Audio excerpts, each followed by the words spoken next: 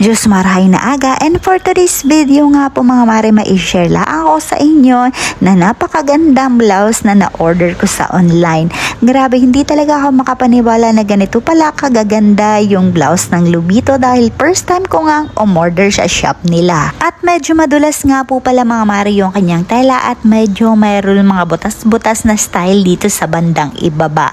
At bali pop sleeve na nga rin siya. Grabe, bagay na bagay nga rin po pala ito lalong-lalo na pag naka-jeans ka. At dahil napakahilig ko nga rin po pala sa mga ganitong kulay, kaya eto na yung aking naisipang orderin. Pero napakadami pala niya ng mga iba-ibang kulay at kung interesado nga rin po kayo, ilalagay ko na lang po pala yung link sa ating comment section.